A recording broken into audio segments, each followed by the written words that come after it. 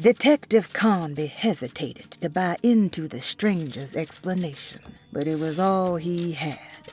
Baptiste, this mountain of a man, seemed to suggest that this other world they had been pulled into was built from Jeremy's scattered memories. It sounded crazy to him, but Conby couldn't exactly deny the situation he found himself in. Baptiste believed Jeremy was able to move freely between worlds using a talisman he got from Miss Jackson, a voodoo witch doctor that made a good living from alleviating the rich from their ailments and their money. In hope to find Jeremy, or a way back to Deseto, Conby set out to investigate Miss Jackson's place.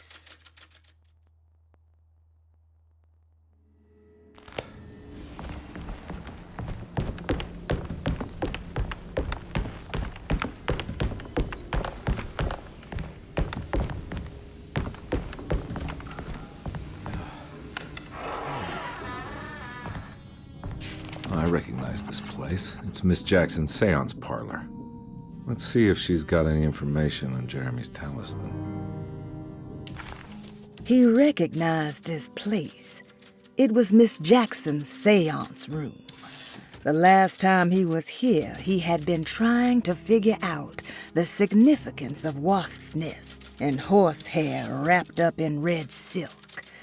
An image of a dead woman stabbed with hatpins flashed inside his mind. Conby shuddered. This was no time to dwell on the past. He needed to find out about the talisman and get back to Deseto.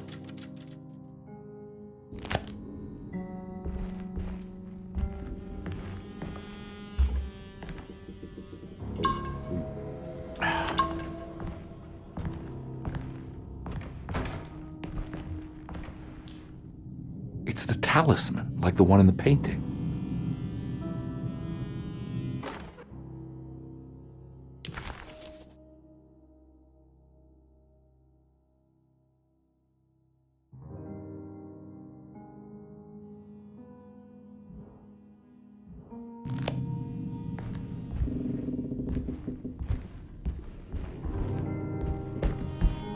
I think it's meant for the talisman.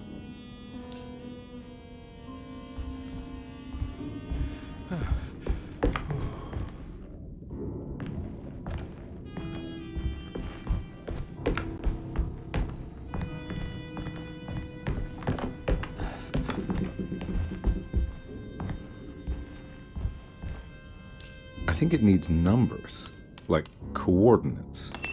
Maybe there's something in Jeremy's notes.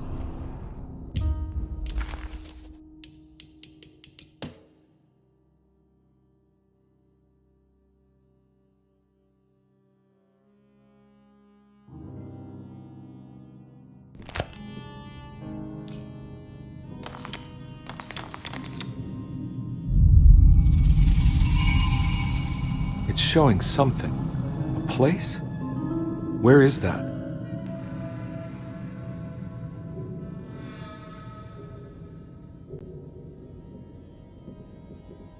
Huh.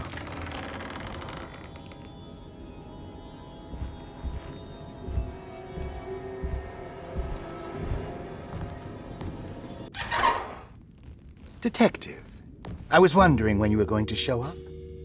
Mrs. Thompson told me you were here. I understand you are working for Jeremy Hartwood's niece. Yeah, I guess so. I mean, you're not wrong. We came here for her uncle. I just didn't expect... I didn't expect this. You are Dr. Gray, right? That's right. You don't happen to have some identification, Detective. I'm not keen on having strangers prying into my business. Oh, Detective Edward Carnby, Decatur Street, New Orleans. Enjoying the Vieux Carré, Detective? Those old French quarters, the voodoo people, the gangsters. I'm sure you live an exciting life. Well, it's not quite like the stories, Doc. Just trying to make a living. Aren't we all making a living? Well, welcome to Deseto, Detective. I hope your time here will be useful. Now, what can I do for you? Why don't you tell me where I can find Jeremy Hartwood? Why wouldn't that make for a short visit? I wish I could tell you, but I'm afraid I don't know. A drink, Detective? Anything brandy. Oh, you do belong in the French quarters, Detective. Armagnac or cognac? You know, just give me the cheap stuff. I'm not much of a connoisseur. Having low standards is not a virtue, Detective. Let me see if I can broaden your perspective. What can you tell me about Jeremy? I wouldn't want to go into details about his condition. Doctor-patient confidentiality. I'm sure you understand. Sure, but he is crazy, and he's gone missing. Why? Here, try this. Ooh, it's good. Got a bite? It's called a sidecar. The trick is not to be afraid of the tartness of the lemon. Then, for goodness sake, don't overdo the triple sec. Okay, what can you tell me about Jeremy? Well, let me think. He is an anxious man, constantly worried about events not presenting themselves according to his model of predestination. He complains about things not being carried out in the right order, and that some things simply shouldn't be. Is any of this helpful to you? Not really. I was hoping for some direction where to look next. I'm sorry. I have nothing for you then. You should talk to my orderlies. They have been looking for him for a while now. I'm sure they would appreciate your help. Yeah, I ran into Batiste earlier. Come to think of it, he might have given me a lead. Oh, excellent. So your investigation is already underway. I'm gonna go, but I'm sure we'll meet again. Looking forward to it. Safe returns.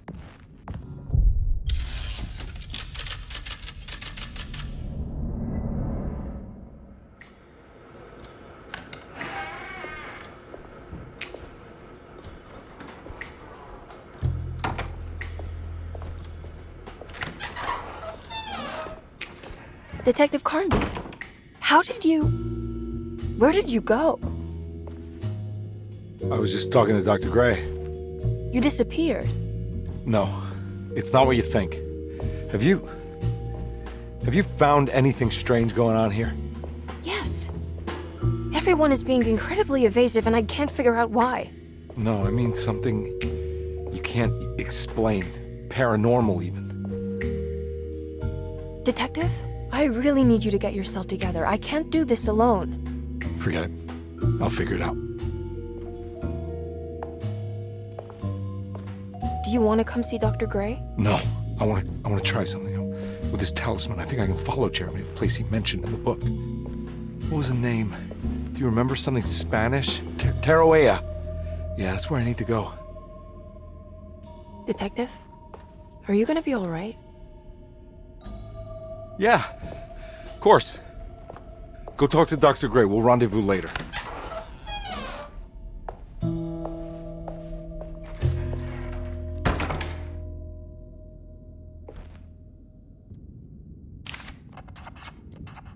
This talisman brought me back from the French Quarter in the blink of an eye. If Jeremy can travel so easily, then he could be hiding anywhere, even Tarawea. If he can do it, so can I. I just need to figure out how the talisman works.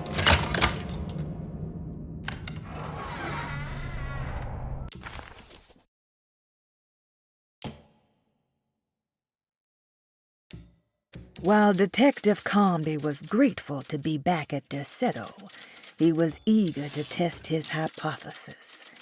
After having suffered through that sinister world, dressed as the French Quarter, Jeremy's writing could be read much more literally. What if Jeremy used his talisman to actually visit those places he mentioned in the book? Conby felt certain that this was the answer. He wouldn't find Jeremy hiding inside Derceto. He would be in one of those other worlds. And to follow in his steps, Conby would have to investigate the old clock and the boiler and find out what part they played.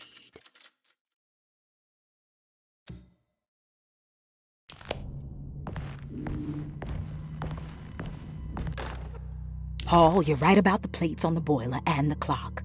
They have been sabotaged, and I think I know who did it. They have something to do with Jeremy's episodes and how he seems to disappear at night. Right now, it's important that you keep an eye out for any of the pieces. I want to find out if I can repair the plates. Let me know if you find any of them. Lottie. Tell Lottie to take a look at the well in the kitchen garden.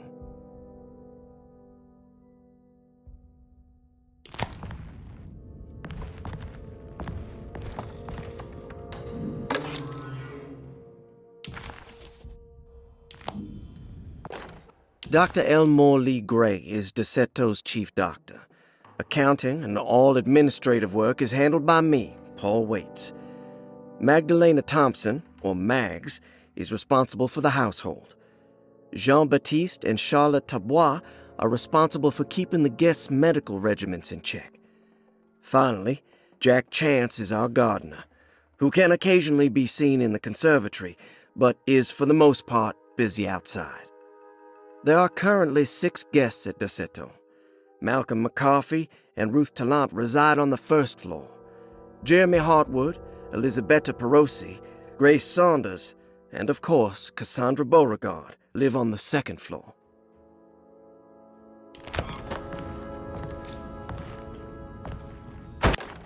Saw your notice in the boiler room. You should know Mr. Chance won't be coming back. I got no business being in there myself, but you can take a valve from the wine cellar if you want to try to stop the steam pouring out. Be careful.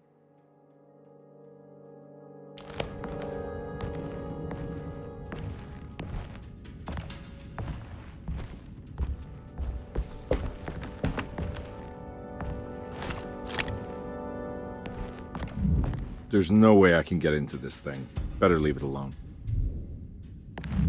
There's no way I can get into this thing. Better leave it alone.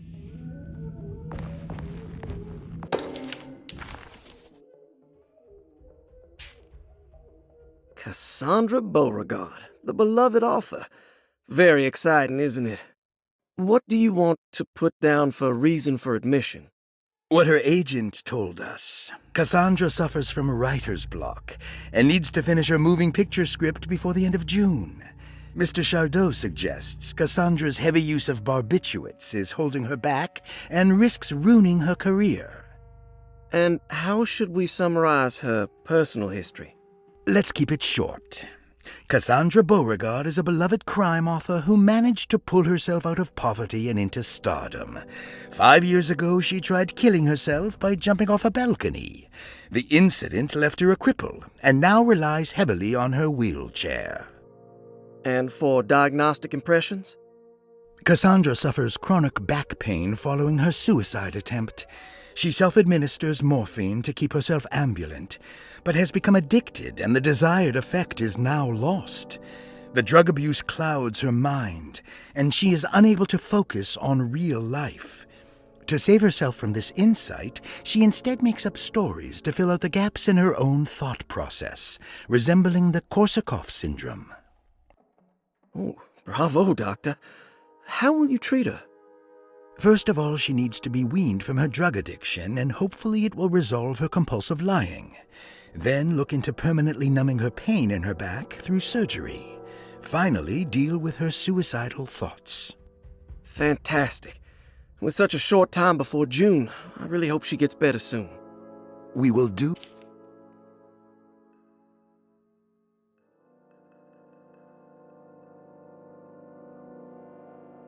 Grace Saunders, 11 years old. Reason for admission? The mother insists on strict supervision by a proper gentleman to avoid further perversion of Grace's adolescence. Personal history? Grace's family possesses modest wealth and status. Her childhood seems ordinary, spending most of her time with private teachers and family friends. Grace's father recently passed away, leaving her mother the sole caregiver. And diagnostic impressions? Grace has trouble dealing with her father's death. She is willingly suppressing her feelings on the matter and isn't properly acknowledging the trauma she suffered. Any planned treatment? Grace needs nothing out of the ordinary. She simply needs parental guidance. Eventually, we can work on her feelings toward her father. Thank you, Doctor. I'll finish the paperwork and get her installed.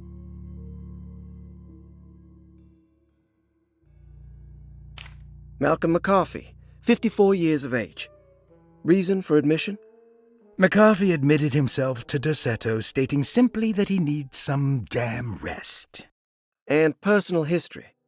McCarthy claims he used to work as a lawyer in Baton Rouge, but says he can't go into details because of some legal dispute. His background remains largely a mystery, except for the occasional clue that he drops in conversation. Huh. And diagnostic impressions? McCarthy is an anxious man and an alcoholic. He often tells half-truths due to some deep-seated inability to trust other people. And how will you treat that? McCarthy will take some time to open up. Spending time with Jack's dog or the child should be good for him. Their harmless nature will help build his sense of trust. Thank you, Doctor. Elisabetta Perosi, 33 years old? What should I put down as reason for admission? Well, Perosi broke into Derceto and was found wandering the grand parlor. She was confused and suffered partial amnesia. She insisted she belonged here and offered to pay for her stay. Right. What do you make of her story? Perosi claims to have been a member of the Astarte artist colony some 20 years ago, a claim that seems contrafactual due to her young age. She looks to be and even thinks she is 33 years of age. That would make her a child at the time. It seems fair to say that Perosi's story is untrue, deliberately so or not. Diagnostic impressions?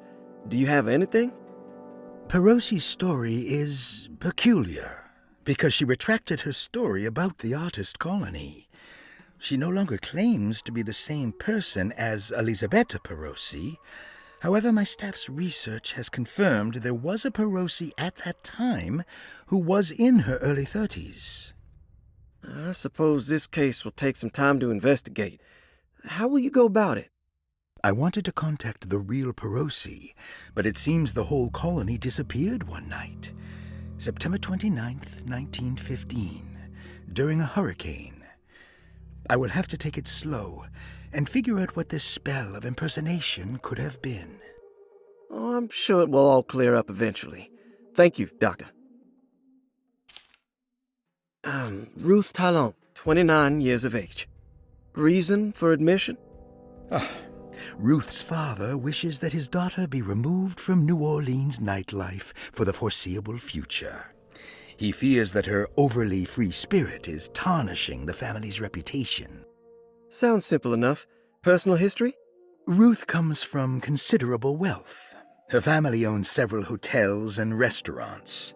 Unlike the rest of the family, her sense of adventure has taken her around the world, including France during the Great War as a photojournalist. The last decade, she has provoked many rumors of being a debauched flapper, bordering on nymphomania. And diagnostic impressions? Despite her father's frivolous reasons for her to be admitted, Ruth does seem to provide an interesting case. She is refreshingly open and doesn't shy away from talking about her life during the war or her continuous celebration after returning to the States. She is admittedly a sexual deviant and feels no remorse. And her treatment plan? Simply staying at Derceto should do wonders for Ruth. If not, at least for her family's reputation. Ruth doesn't need to change, but with therapy I might be able to share with her some sympathy towards her family.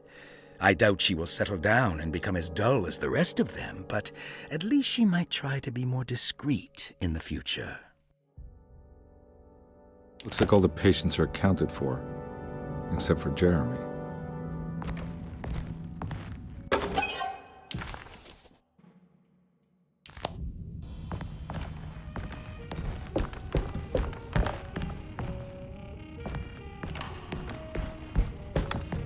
I need the key.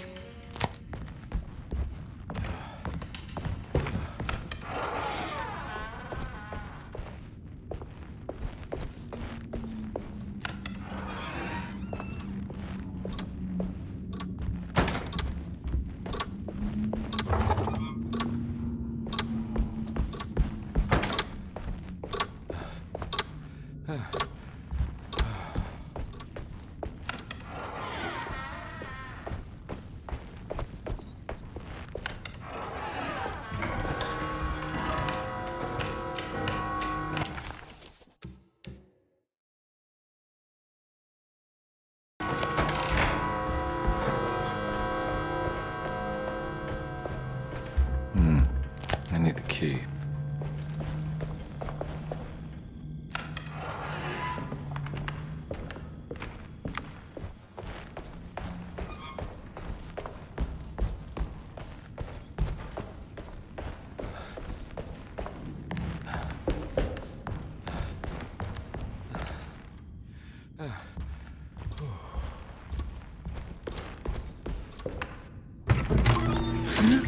Yeah, sorry, Detective. Didn't mean to obstruct justice or anything. That's fine. You know, I'm kind of busy with my own case of a missing person. I was wondering if you've seen Grace, girl about yay high. I can't say that I have. Why are you asking? Well, I'm looking for her. Is she in trouble? No. She's just hiding somewhere. But we can't have a rascal like that running around unchecked. At a time like this, you understand. Well, I haven't seen her. Well, let me know if you find her. I'll be around. I'll keep an eye out for your man, Jeremy. You scratch my back, Detective, and I'll scratch yours.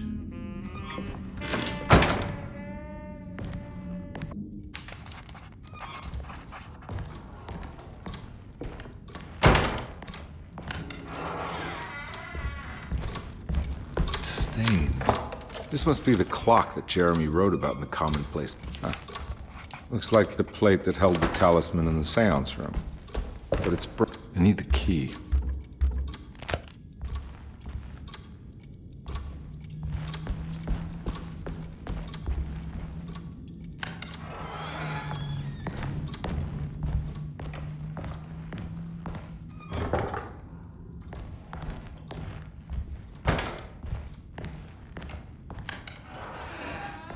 Looks like everything's back to normal here.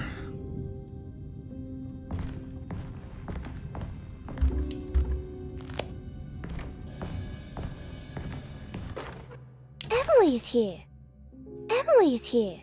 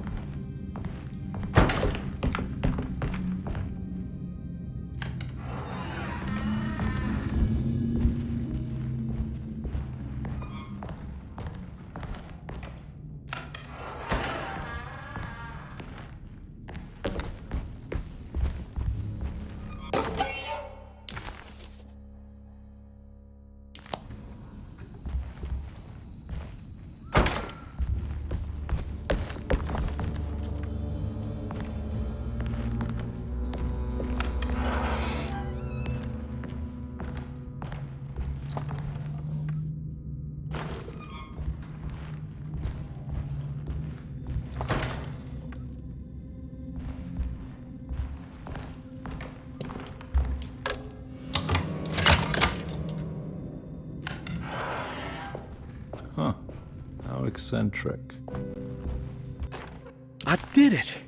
I crossed the thresholds to my intended destination without a focusing device. My talisman now knows these roads, and I have no need for the plates. I can find my way to Lafayette as easy as I find my own room. I visited the grave of my father and seen the oven waiting for me. Thank you for opening these doors. I now must summon my courage and go back to that hateful mound outside the oil rig. I hope you'll be feeling better when I return. Jeremy.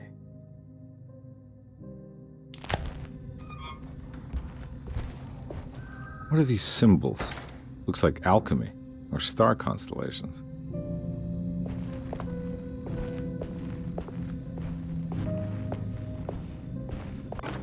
Will I need to remember how to get them out again? They are locked up for good reason. I am sure she is still able to whisper the answer in the ears of the wrong people. But not for long. I will see her burned soon enough. That black goat will be sacrificed to put an end to it all. Then it will all be over. No more Derceto, and sadly, no Astarte. Those good pirates of Pontchartrain. May you still sail the lake, until you find the shores of Hali.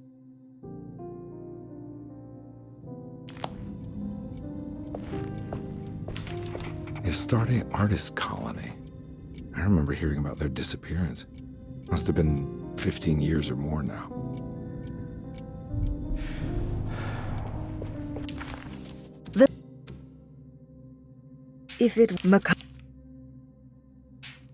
McCarthy reminded Detective Conby of an old barfly he used to know.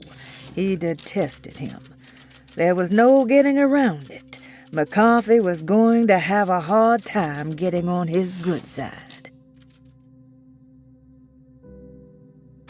If it wasn't for the collection of peculiar statues, the old astronomical clock would draw every eye in the room. To Conby, it wasn't the intricate clockwork that stood out, but the odd-looking plate on the inside. It reminded him of the ritual bench in Miss Jackson's seance room, where he had manipulated the talisman to open a door back to Derceto. He wanted to try to replicate the procedure, but found that the inner part of the plate was broken. He would have to find the missing pieces and put the plate back together. The simple astrology cipher was a favorite among the artists who lived in the house 20 years ago. They easily turned into numbers when needed, but also acted as signatures for the members, as there were only 12 of them.